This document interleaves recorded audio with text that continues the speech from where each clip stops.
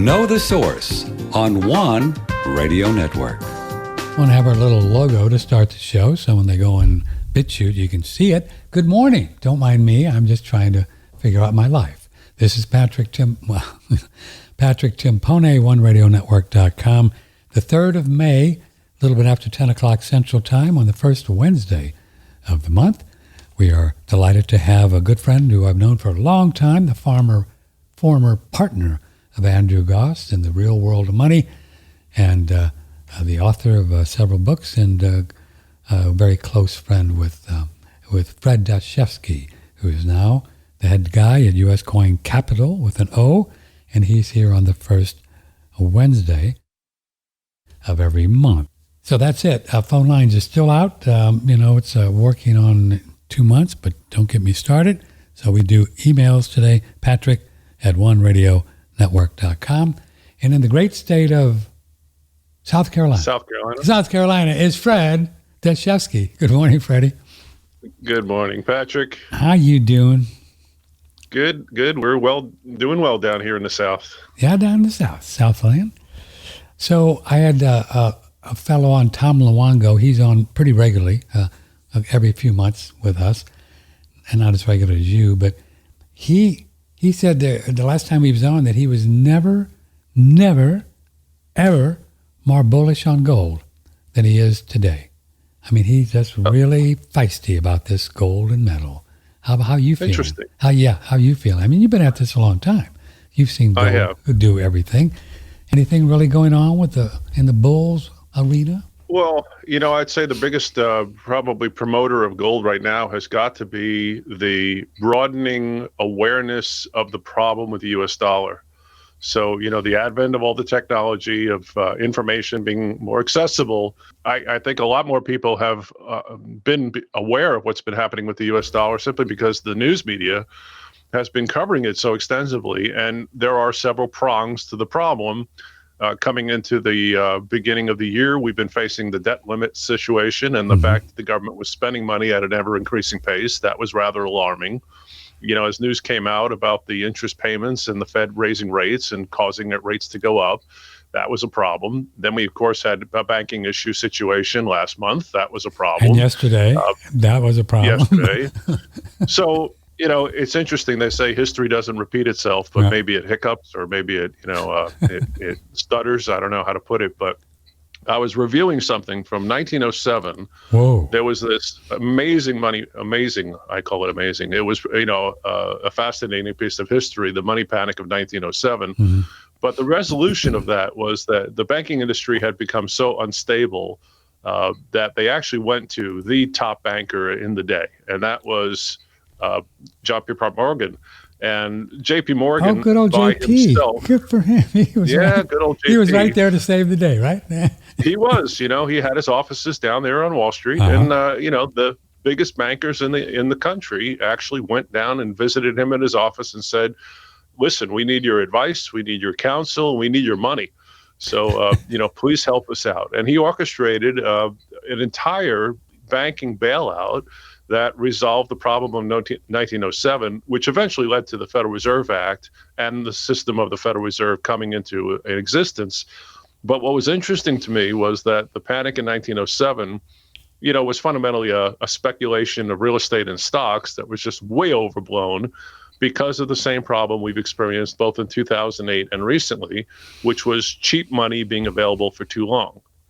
So I lay the problems of the economy right now on the footsteps of the Federal Reserve for having kept rates too low for too long, which we know from economics teaches us that it creates asset bubbles. And we've had these bubbles explode. And when they do, it creates massive volatility. So in the panic of 07, it was J.P. Morgan that resolved the problem. Recently, we've had what I would now call the new J.P. Morgan, and that is Jamie Dimon. Who has now basically become the go-to guy. He orchestrated the bailout of First Republic. He orchestrated the bailout of 2 or 3 of the banks that were failing by gathering together a group of his cronies, his boys, his friends. Say that. Boys, and said, we'll put up billions of dollars of our own personal money, as J.P. Morgan did in 1907. Excuse me a second. This was personal money that Jamie put up? Well, I thought it was in the JP case of Morgan JP money. Morgan, No. it came from the company. Okay, all right. So, I call it personal money as opposed to, for example, coming from a financial institution or a government institution. This was a private bailout. In other words, had he decided as CEO of JP Morgan and Morgan Stanley, and these guys decided to do this collectively, this was a private enterprise that decided that they wanted to help out the financial system. And I think the intent was they wanted to see the financial problem stop and not spread and become, let's call it panic mode, where everybody became suspicious. The more I talk to people the past couple of weeks, the more this conversation has come up, and I haven't heard this before, where people are now really worried about their banks, and they're all kind of, one person I spoke to this morning said she literally walked into her bank and she said, "Hey, are you familiar with Basel III, and do you know what's going on?" And they didn't, and she's worried that because they don't understand this stuff, perhaps they're not managing her money properly. But suspicions about the banking industry seem to be a very large problem, leading to the movement in gold. And yesterday was quite a day with just the regional banks. You see the bank stocks of these regional banks. Yeah, somebody was in there shorting them, right? Somebody was in there playing around, right? That wasn't an accident. That wasn't an accident. Not at all. So I think I said this at one point, this is sort of like all the bankers were standing out in the ocean and the water was waist high, and now the water's receding and we're trying to find out who's still wearing pants. Yeah. So everybody is getting very suspicious and digging deep now into their bank status. And nobody was paying attention to this stuff 6 months ago. Nobody was really looking at, how is my bank? Where are the assets held? What have they done? And in a couple of cases of these major failures, like Silicon Valley and First Republic, it's turning out to have been bad decisions made by those in power at the bank by holding bad assets or assets that they should have done something with when rates began to go up. Again, not to point the finger at the Federal Reserve. Do I have 10 fingers? Here we go. They're all pointing at the Federal Reserve. But to be fair, though, these banks that bought all of these Treasury debt when it was really low, right? They bought it on the assumption, didn't they, Fred Dashevsky, that these rates were going to stay low for a long time. Well, they didn't, right. And now all of this stuff is not worth what it on their books, right? So, isn't the big problem? That's the big problem. Let's say that was the case. So you're a bank and you're now responsible to deal with all of the deposits that you've been acquiring. Right. First of all, the banks that are having problems also had one other similar characteristic. They also were paying higher than normal rates to gain depositors' funds. So where the street was paying 3%, they were offering 4%. Just to get money in the door. Get people to give them money. Okay.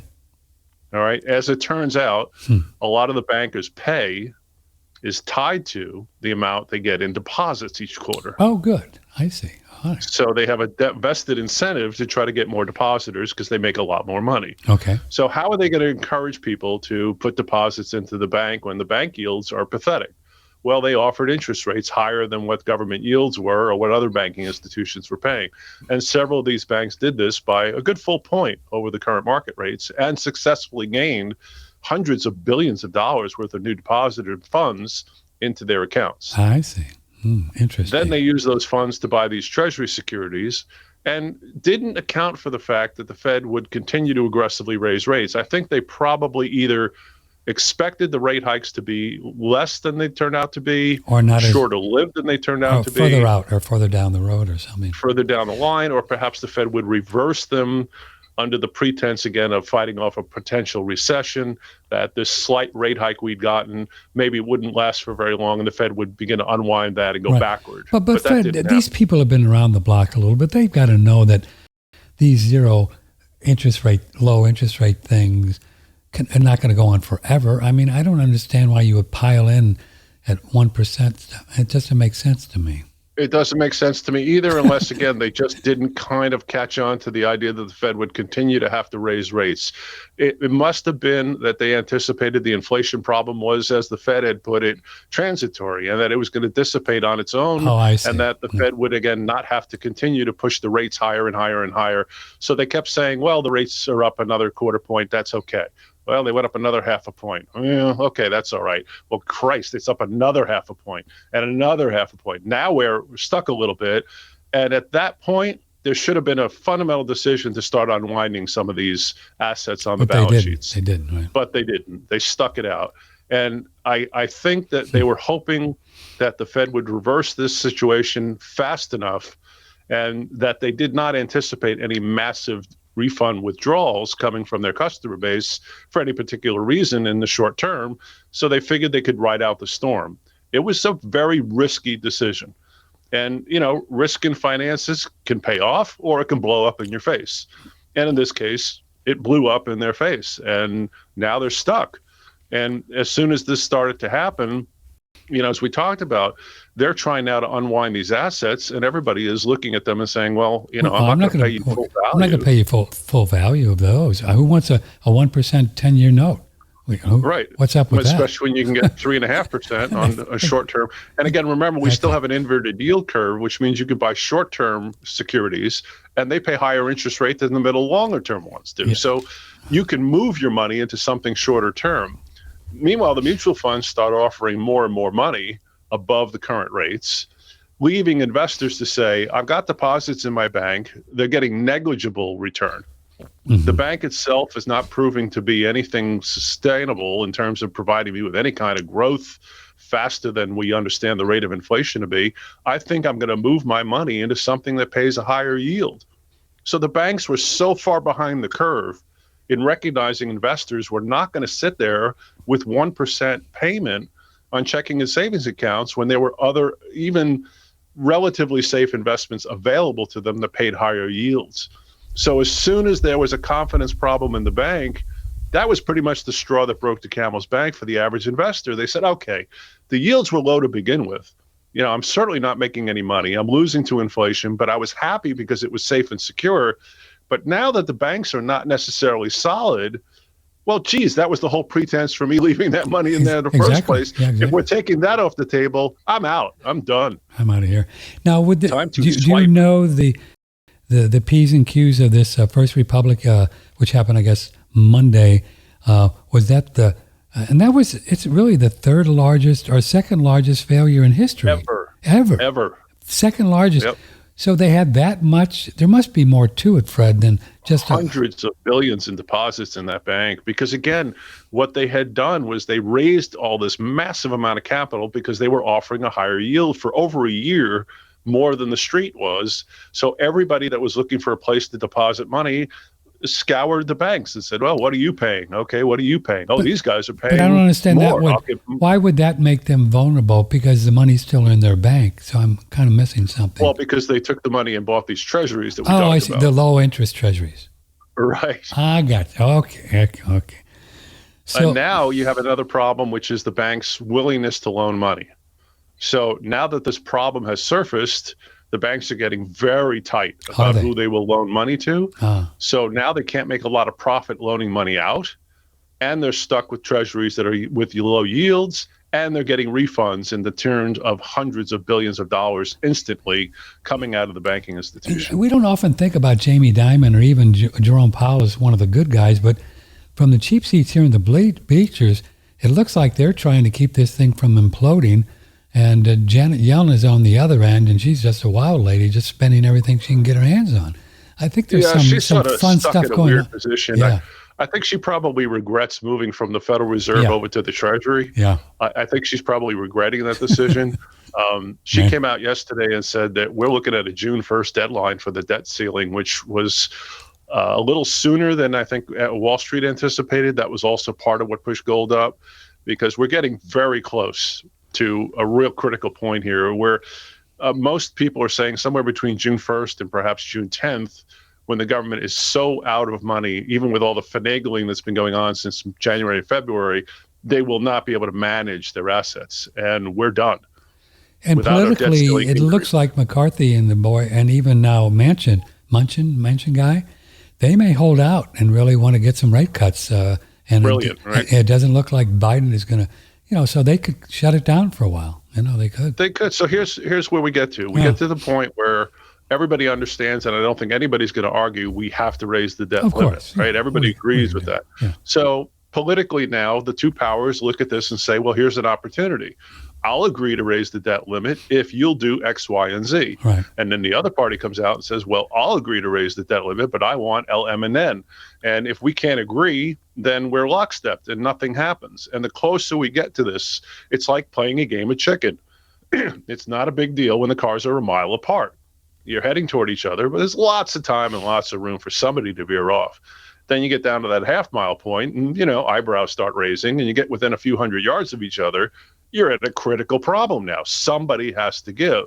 And if they don't, my fear is, and my biggest concern about this whole debt limit nonsense, is the credit rating agencies.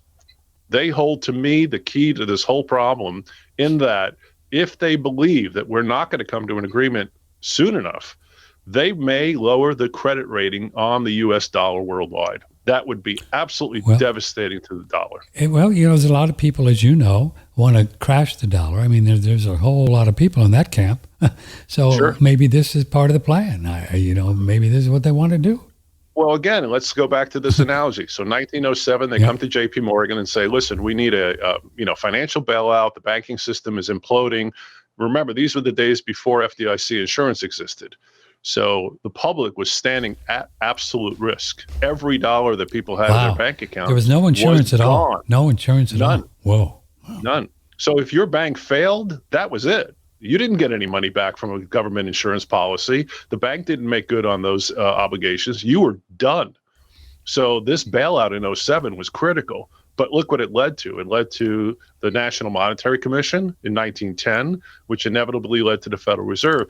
So if we the want Federal to Reserve translate back in that 1913. forward, correct. Right. Okay.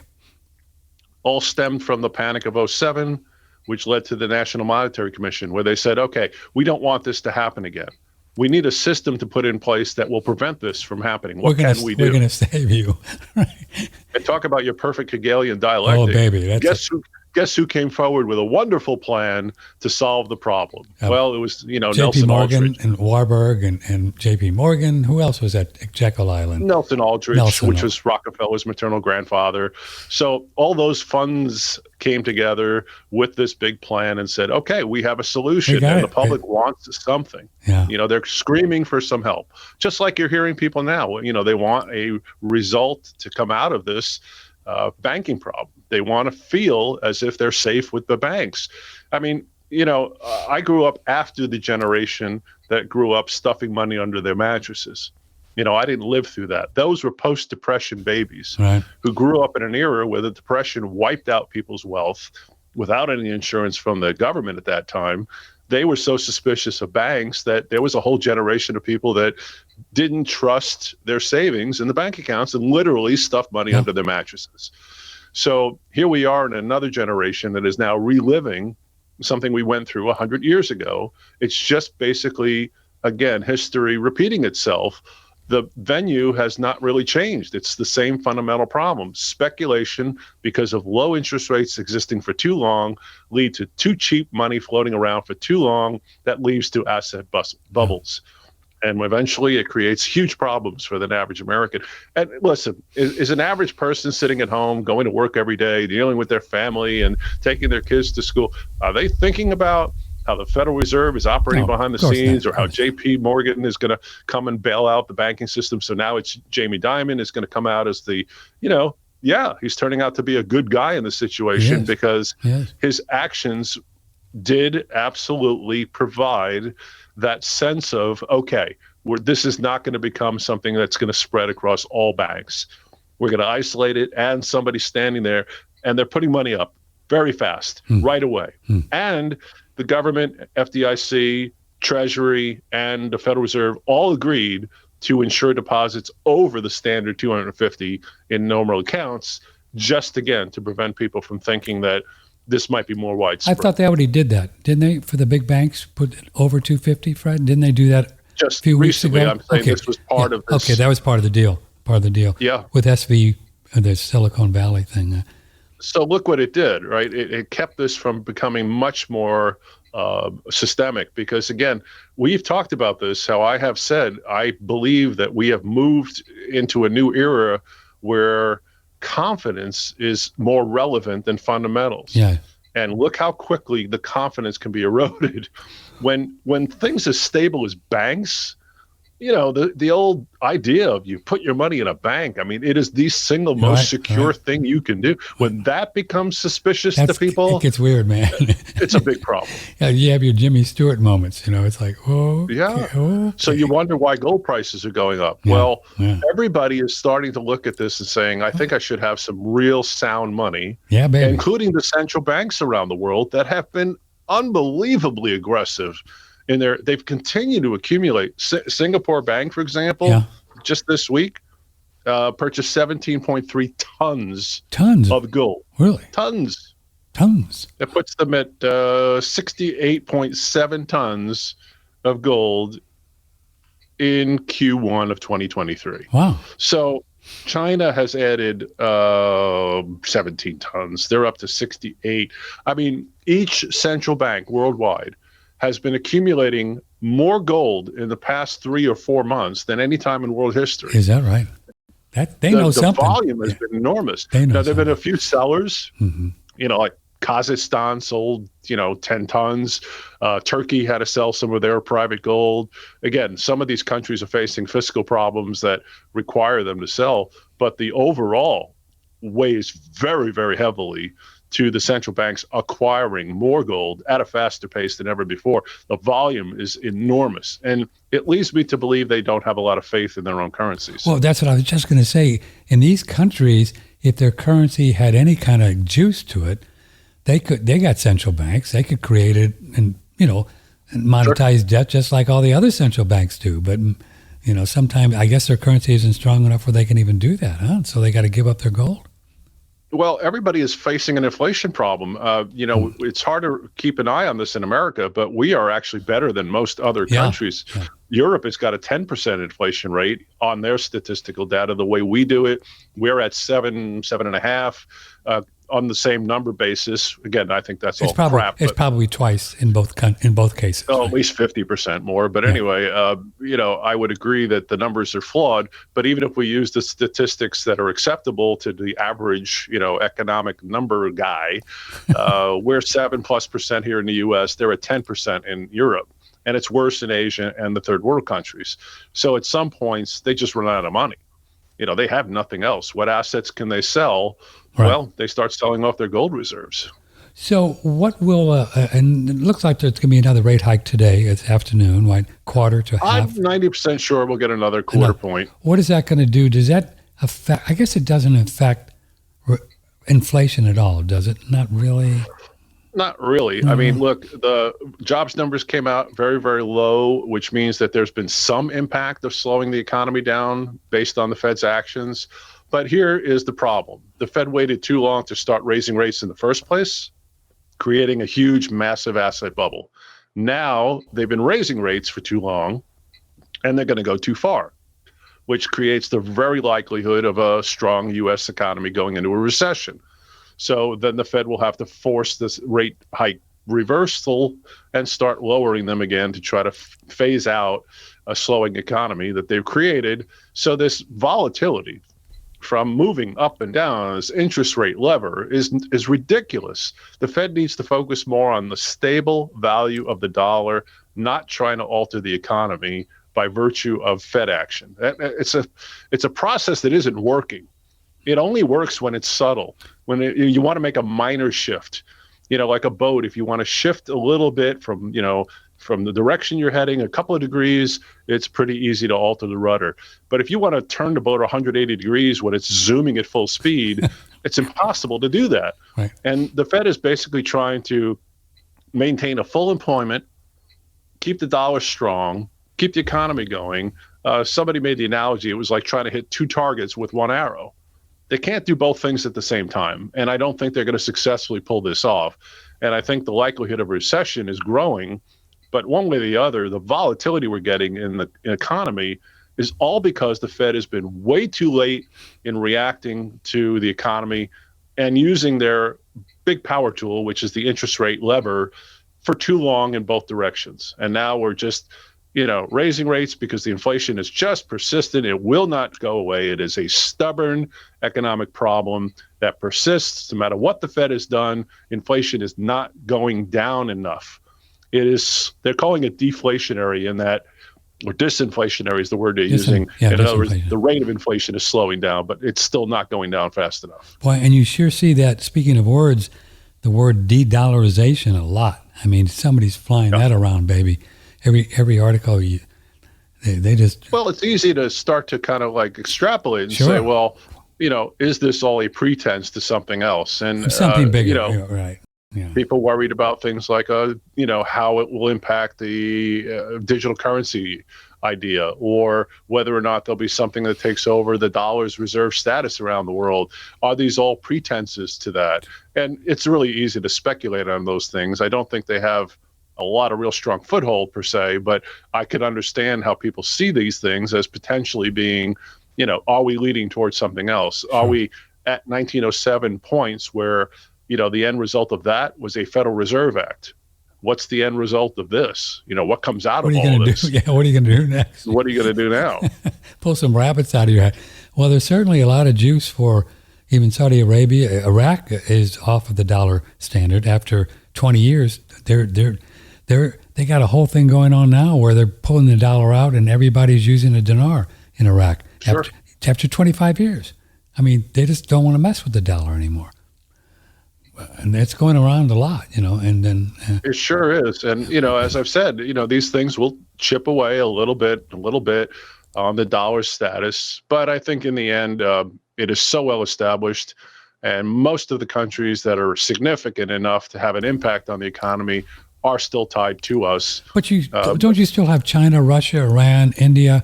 I mean, that whole Belt and Road Initiative and the BRICS thing, that's pretty strong contingency of people that are against the dollar, don't like the dollar. It is, but they don't account for as much as you would think in world economics. Again, China's currency resolves 3% of the transactions around the world are done in Chinese yuan. 3%. Right. So, but that's what they want to increase, though. They want to try to, Yeah. Now, Europe is pretty dollar crazy, right? They're all in on the dollar, right? Europe? Yeah. Okay. Yeah, locked in. I mean, the euro has been an interesting advent, and they are still big supporters. Again, a lot of this ties back into the NATO agreements and the fact that we all are aligned with each other as allies against, terrorism and, even Russia when they act like they're acting. So all of those links together kind of sustain this whole idea of the U.S. dollar not fading away anytime soon, because I think it would also require an unwinding of both political and military obligations that we've all agreed to. I just don't see that happening anytime soon. But it's interesting to see that de-dollarization is becoming a subject. At least the people are thinking about this thing. It's like, well, what's the problem? Yeah. Why would anybody want to move away from the dollar? What's wrong with the dollar? What's wrong with the dollar? If you have a question for Fred, phone lines are having a bad hair day. Patrick at oneradionetwork.com, as we're live here on May 3rd. Dallas Fed President Kaplan, he says this regional bank crisis is far from over. So I kind of got the idea the regional bank crisis was more the big boys, Fred, were selling the stock short like they did yesterday. So is there issues with the regional banks also buying this treasury debt at low interest rates, and they're getting cattywampus as well? Some of them, and also real estate transactions. Oh, that's right, commercial real estate. Yeah. Same problem they had in 2008. They're doing the same thing over again, as if they've forgotten the lesson. Too heavily weighted in real estate without considering what happens to the value of these things when interest rates start going up and the real estate market slows down, which is inevitable in a rate hike environment. I mean, it's a little more difficult to get banks to give you a mortgage now, and you're paying a lot more in interest rates than you were 6 months ago or a year ago. Right. So inevitably that's going to have a problem. So what's happening is that, like Jamie Dimon has benefited tremendously from this. His bank has gained tens of billions of dollars of new invested assets coming from people that were in the regional banks that are scratching their heads saying, I don't know. Because they wanted to have more insurance as well. If they've got over $250,000, they're going to get out of a regional bank, right? Plus, they're going to go to a bank that they feel is too big to fail. Too big to fail. So if they're Andy that used large, to talk about that. Remember, Andy used to say, people would ask him, where do I put my money in what bank? And Andy used to say, man, I'd go to the biggest bank they have because they probably are not going to bust. And they're never going to be allowed they're just to not fail. going to do it, right? Yeah. right? So when people start getting suspicious of the regional banks, they move to the big guys. So the big guys are getting massive amounts of money coming to them. Their assets are exploding, and they're generating tremendous amounts of profit from all of this income of capital pouring into them as people become more suspicious. We never used to split that hair in the banking system between, a regional bank and a national bank. Or, it was a bank. A bank was a bank was a bank. They're all safe and secure. Well, not so much anymore. But I've never seen a time ever where individual people are actually now asking their banks, where are your assets? Where do you put my money as a deposit? So people that are actually doing that, people that are actually asking their banks this? Yeah. Wow. That's pretty interesting. They're not happy with the answers they're getting. So no wonder Jamie and his bank had a whole billions of dollars to do this First Republic Bank thing yesterday, right? Sure. They had a lot of money. They're not worried about it. Around. First of all, there were assets in the bank. It wasn't completely devoid of assets. They get all the depositors. They get all those new customers. They gather everything. They pay off whatever debt was obligated to be dealt with, and they end up with everything else. Effectively, they buy this thing on sale. So it's a good deal for them, regardless, right? They wouldn't have done it. It's a great deal for them. They wouldn't have done it, right?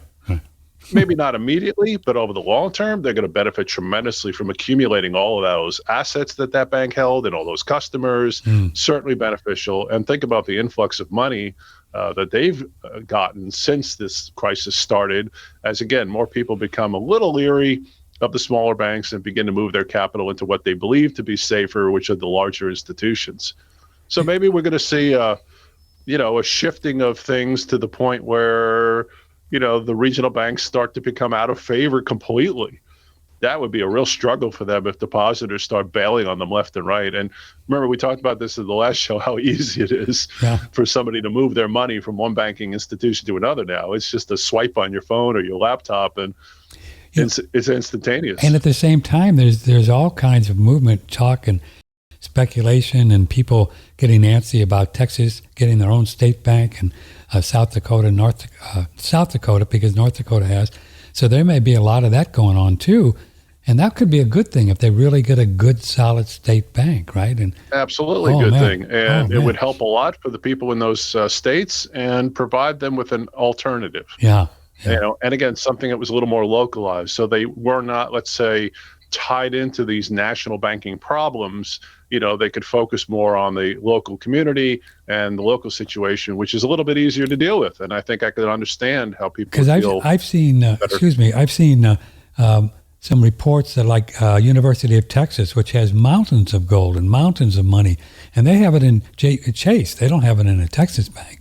And this goes on all the time. They could put that money right here, They could. And they could. Yeah. A lot of the banks had those coffers that were extremely well funded, and they leave those funds generally with the big banking institutions up in the Northeast, but they could definitely take control and have it. And also when they do the bond issues, right, $4 or $5 billion to do whatever, they use the big banks. They don't use the Texas banks, which they could do, and then keep it at home. And here's an email from Rue. What a great name, RUE. So in the subject line is, so what do we do with our money? Real estate, ? Bad, ? Take it out of the banks, bad? Take it out of the banks, ? So that's from Rue. What do you say, Mr. Well, Dashevsky? Here's the thing. Now, I've always been a fan of real estate for those people that own it. And the thing about real estate is most people don't own the property. They buy the money. So you have to consider where you are there. The effective value of real estate will probably continue to grow on the back of a paper dollar that's getting weaker. It's potentially going to cost more to buy the same home or piece of property as years progress forward, because the value of money you're using to buy that property is being diminished. Now, having said that, real estate is subject to an interest rate cycle, because at some points, if interest rates go up, it's harder for people to get mortgages, and then you may not have turnover of the real estate properties, and that could lead to prices drifting downward. So there is some speculation involved. I think people should be acquiring physical gold and silver coins in aggressive mode now, because I think this dollar problem is going to get far worse moving forward, because every time we see a new issue that comes up, as I've said before, these are so large now that each one is like a major financial crisis that requires a major intervention. Like every problem we have now is a 1907 size problem or a 2008 size problem. They're not minor little glitches anymore. They're huge. And everything upsets the apple cart. And again, I'm really worried about the idea that the world, especially the U.S., the idea of what we're working on is based upon people's confidence. And I think that is shaky. I've never seen a time before where so many people are so uncertain about the banking institution. The only other time I saw this historically was during the Great Depression. Really? So people that you talk to and you buy and sell gold and silver, and we're going to talk about that this morning. You're feeling that shakiness or lack of confidence from people. It's very large, spreading quickly. And the one thing about the current world we live in is how rapidly this information about Silicon Valley, First Republic, how fast this information has spread. Yeah. And as people become aware of the fundamental problem, again, it's getting widely spread very quickly to the point where a lot of people are questioning. They don't want to get caught after the fact and saying, "Oh, I heard about this. I probably should have moved my money and didn't." Yeah. Well, they hear these stories with the SPV thing and all that, and people losing millions, and famous movie star people losing millions, and these stories are out there, and they say, "No, man, I only got 50,000, and I don't want to lose it." Right? Well, First Republic, of course, not only did they encourage people with higher interest rates than the street, which left them with a problem of having to finance that, but they also made massive loans to very famous people. I think it was like Zuckerberg got a $1.5 billion loan for 1% or something starting rate.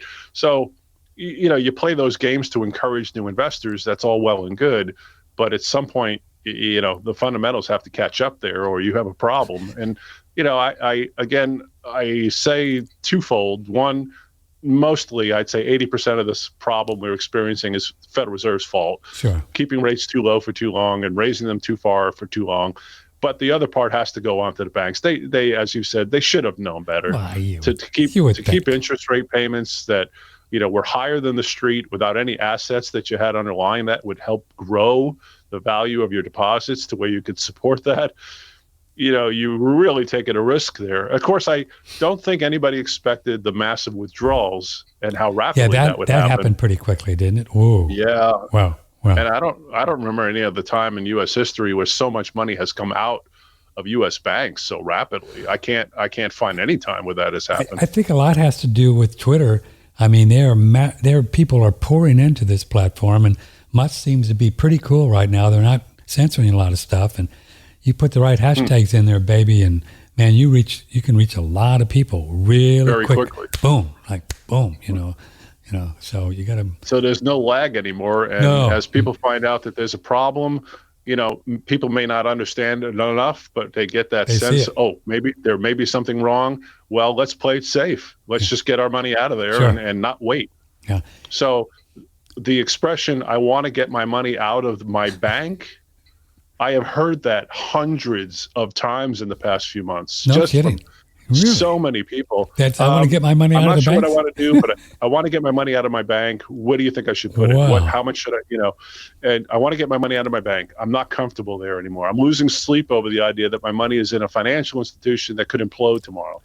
And I keep telling people that I do believe fundamentally, Jamie Dimon notwithstanding, that the system is going to sustain itself. We're not going to allow it to just go defunct overnight. And it seems to me we've set a precedent for covering deposits above FDIC insurance. So I think everybody is safe for the moment, but I can understand the concern, and I think it's something valid.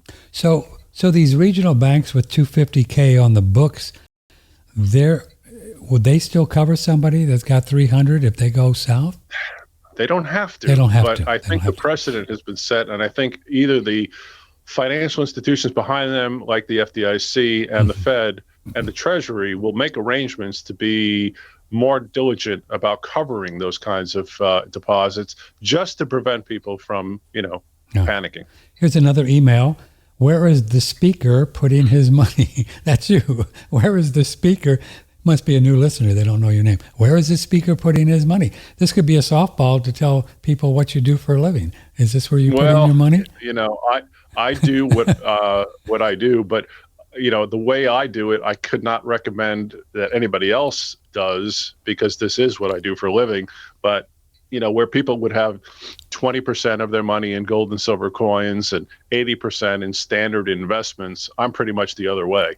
But you go 80-20 the other way. Yeah. I just don't carry an awful lot of my investment capital long-term in paper investments. I do some stock speculation and I do some real estate because, again, you have to diversify, and I think that makes perfect sense. And there's opportunities in markets, and you have to have some liquidity.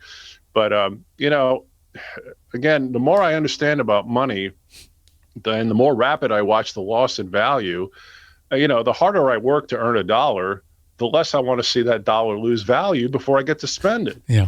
It's like, well, why did I work so hard to earn $1 if it's only going to buy me 50 cents worth of goods because I held it for 5 years and just didn't do anything with it? So, even my accountant beats me over the head once in a while and says, look, don't sit on large amounts of cash. You need to do something with your money and move it. Do something that it earns interest. And that's difficult. So, the standard, they used to give you that 60-40, which was 60% stocks, 40% bonds. That was supposed to be the standard. For a long time. They never accounted for physical wealth. But even the most conservative people now have said 5 to 10% in physical gold or silver. And again, I've been recommending 15% as a standard for a very long time until recently.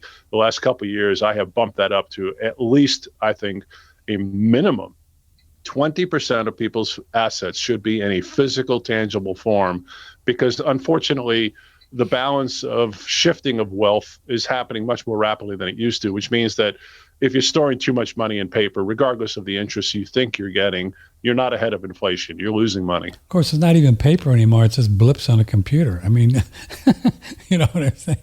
It's even a little bit more spicy. So your company is U.S. Coin Capital with an O, and your number is 800-878-2646. You got some specials going on? What do we got going on today? Yeah, I'm looking at your website we try to here. find some things that look really interesting, and usually on a seasonal basis, I have something I can put together. So on the website at uscoincapital.com, I've got 3 specials now. One is exclusively silver.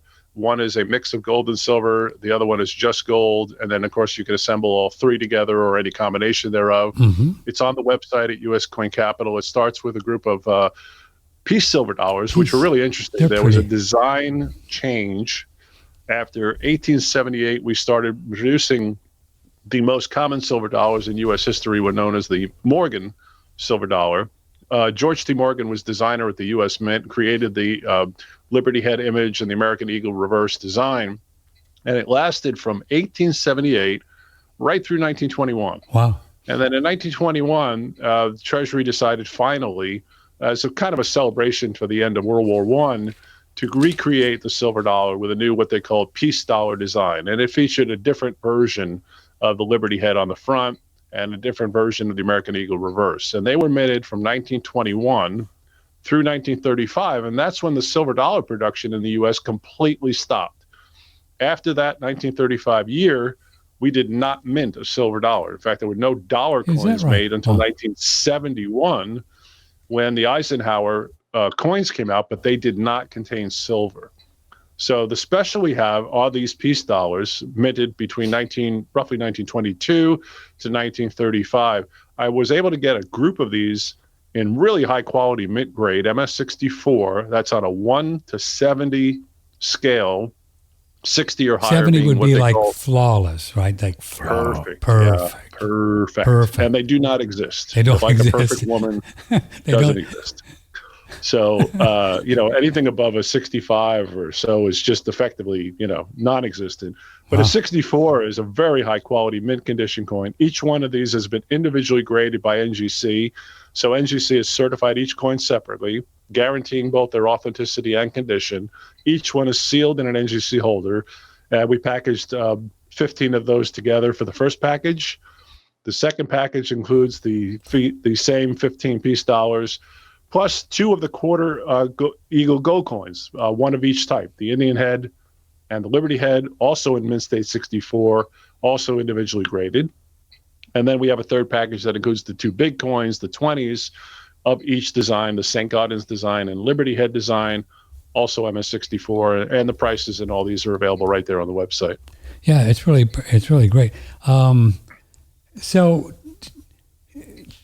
tell new listeners, viewers, what the component of the collector value of these coins going back, 100 years, and how does that tie into their real value of silver content? Give us just a little idea how that works.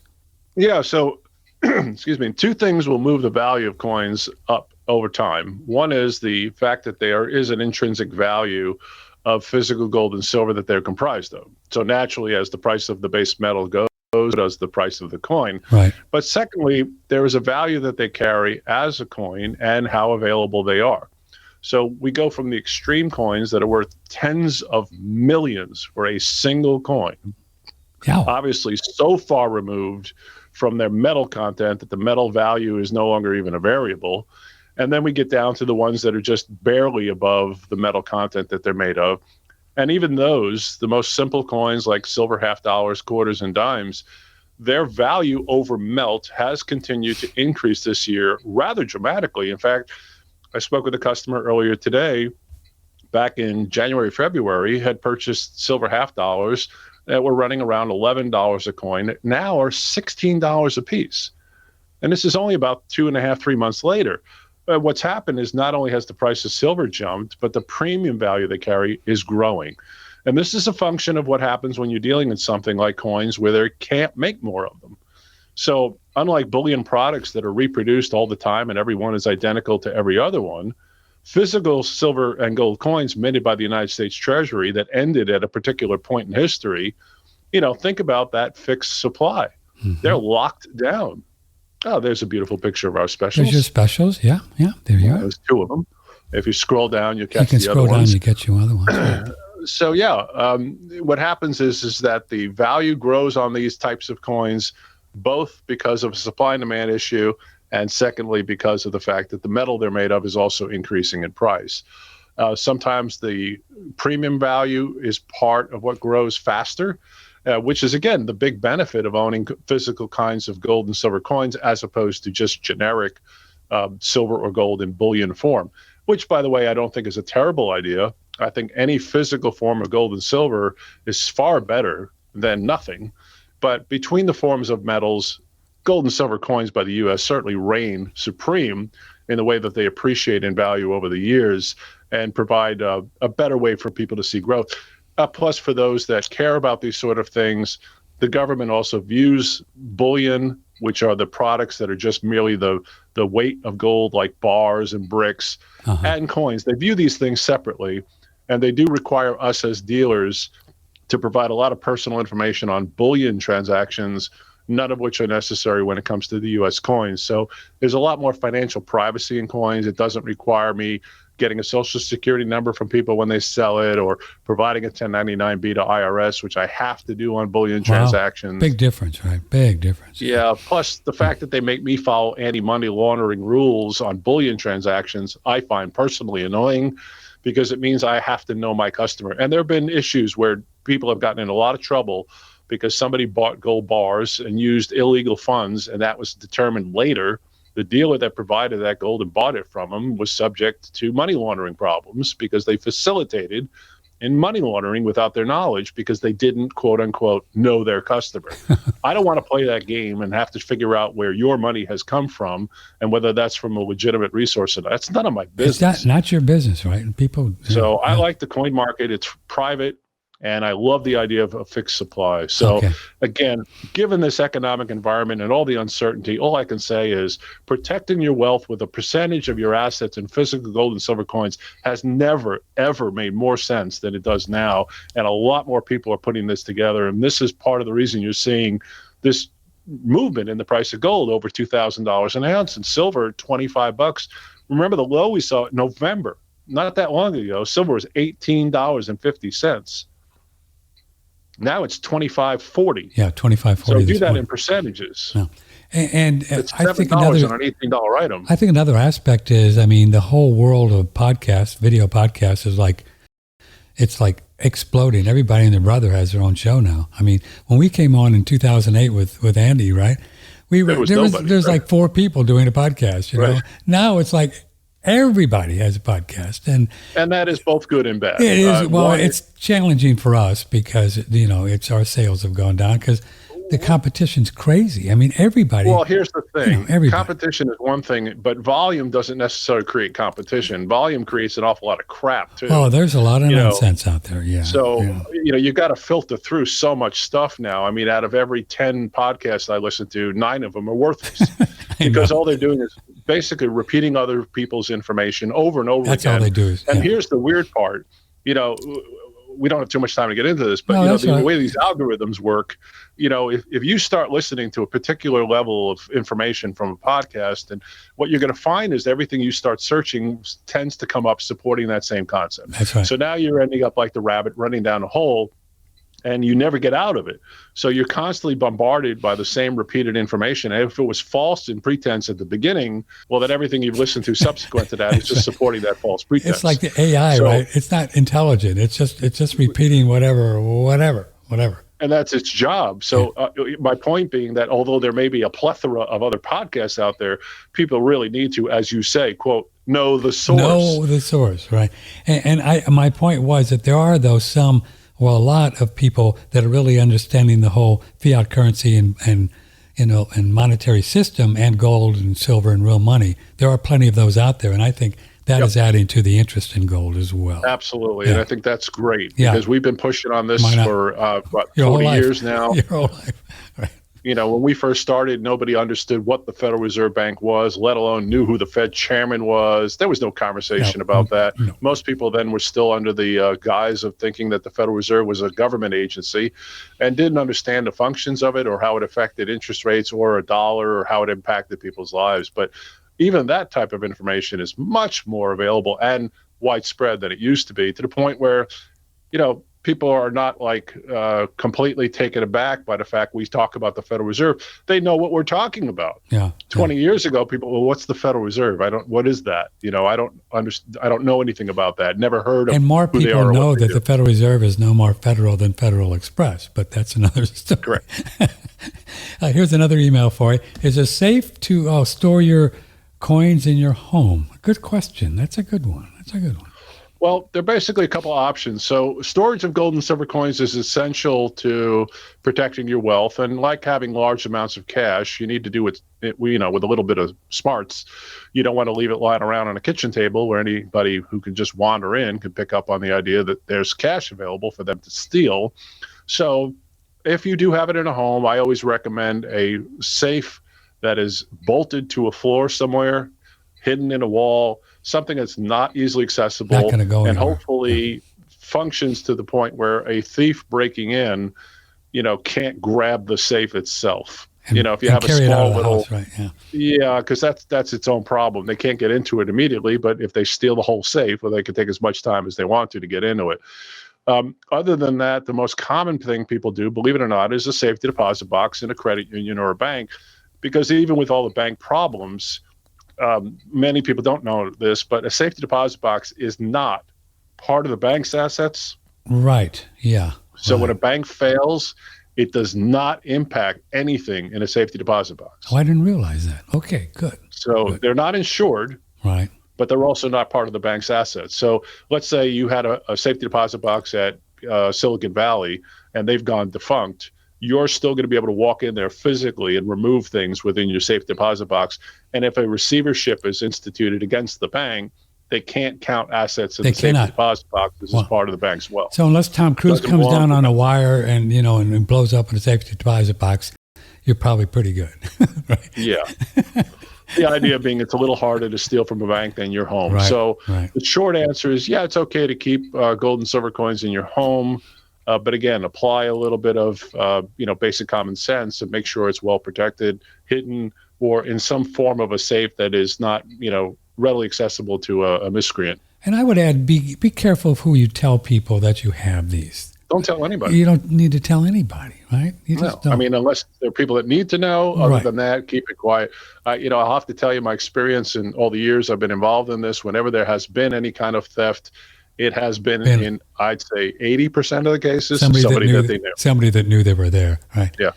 It's very random that somebody just breaks into a home and steals somebody's coins. I guess if you had a real stash and you wanted to just hang on for 10 years or something, you could also bury them in the backyard, and who would know, right? Sure. Who would know? Just do it in the middle of the night. Nobody would know. Who would know?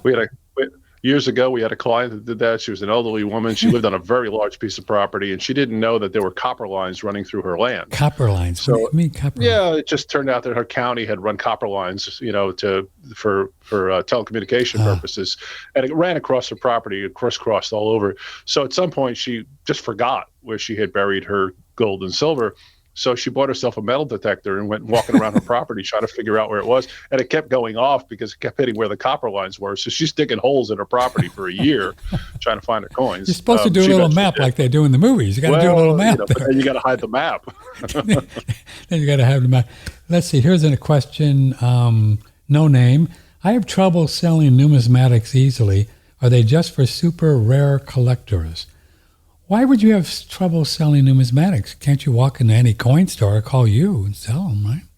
Well, depending on what kind of numismatics you have. I mean, there are a lot of rare coins that are going to be more limited in the market. Obviously, if you have a very valuable rare coin, every local dealer may not have the wherewithal. Maybe that's what they're talking about. I don't know. Yeah, I don't know. No. So other than that, it shouldn't be a problem, unless you're going to the wrong type of people. Like if you go into a pawn shop or something like that, that's not appropriate to try to sell numismatic coins. You want to go to a professional numismatic coin dealer. But, anybody that has any real high value collectible, there's always that balance point between liquidity and price. So a local dealer who doesn't deal in anything valuable, who's presented with a $25,000 or $30,000 coin, he may not have the money to buy it. So he's going to be looking to sell it to, let's say, another dealer. Now that dealer that he might go to would only pay, let's say, a wholesale value for that coin, which is perfectly appropriate.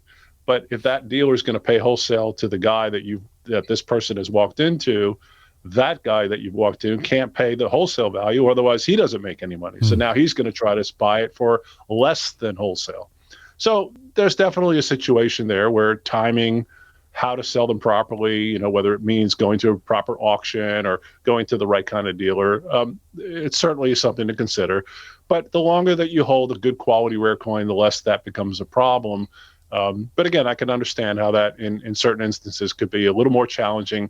But anybody who's selling generic gold coins, like a standard, $10, $20 gold coin or silver dollars or junk silver, I don't understand how they could possibly have any problem these days. There's so many people out there buying this stuff buying and selling, and aggressively buying.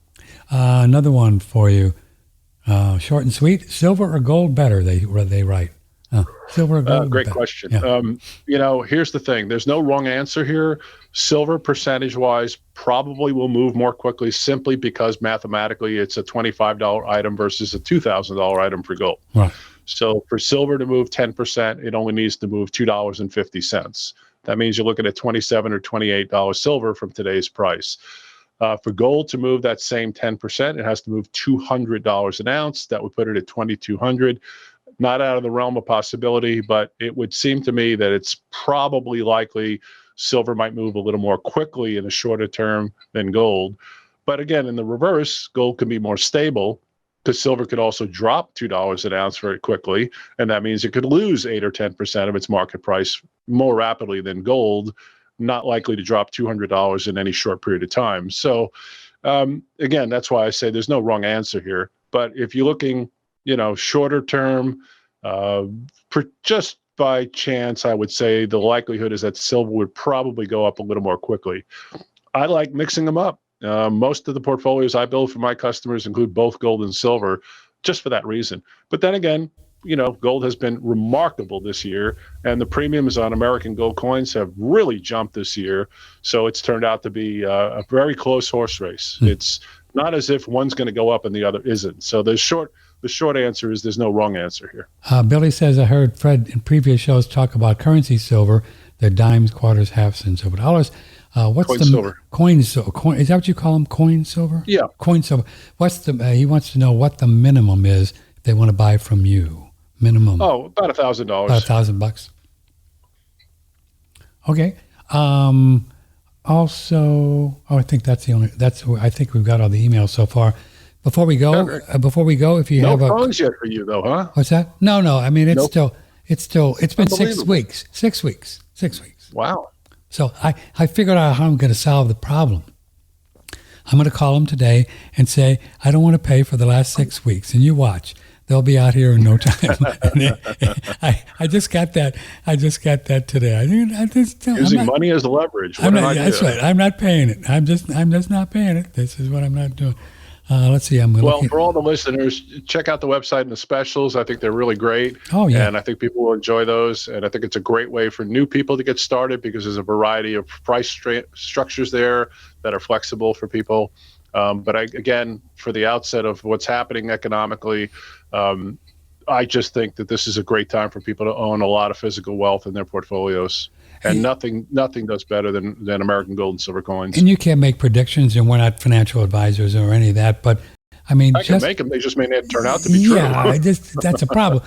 What Andy used to say, making predictions is difficult, especially when it involves the future. That's what he used to say. Yeah. Predictions are easy except for the future. For the future, yeah. But I mean, if you just look at the big picture, as we talk about here, and other people that we have on the show, folks, the likelihood of gold bombing really down a long way from 2000, in my opinion, just my opinion, is not very strong. No, I think we've moved to a new trading level. I think we'll probably see it dip into the 1900s again. That seems pretty realistic, but it definitely seems like we've had a shift. Where the low was 1650, now it looks like the low is going to be around 1950. And, we're looking at a new trading range that puts the higher end closer to 2300. Again, I've got good expectations for gold to sustain current prices or grow, and the premiums to keep increasing on gold and silver coins going forward from here. Again, especially as we get closer to this debt ceiling problem, if we continue to play chicken and don't resolve it. And then again, Jamie Dimon kind of changed his mind, I guess yesterday or the day before. Yeah. He seemed to think that the bulk of the fiscal problem within the banking system was resolved. And he was the one who had said he didn't think it was over 2 weeks ago. So I think he's feeling better about the overall environment. Now, there's nobody that I can think of that has more knowledge because he has more information than a guy like Jamie Dimon. So I put more credence into his opinion than I do a lot of others, even though he is one of the bankers and he's on that side of the fence. But he does have access to information that you and I don't get. And with his knowledge, if he's feeling a little more confident that the broad problem with the banking system is stable, I kind of accept that notion. Remember the great clip, and they actually used it in the movie Too Big to Fail, where they had Paulson, right? The banking system is solid. Remember that great line, and that was right before the whole thing blew up, and they needed to get $750 billion from who's somewhere. I don't know where they come from. 900, yeah. Was it 900 billion? So remember the 2008 crisis, which was a very large national systemic banking problem. Yes, it incorporated the entire economic environment, and everything within the banking system was subject to this impending problem, was resolved with less than $1 billion. Trillion. A trillion. With less than $1 trillion, Okay. $1 trillion, yeah. So 980 billion resolved that problem. So think about how much money they spent on these last few banking crises, just on these banks. Again, my point being, as I've said before, the sizes of the problems are growing exponentially and becoming much more difficult to deal with. So anything could upset the apple cart at a moment's notice. And I'd rather be, as we used to say, a year early than a day late in accumulating gold and silver coins.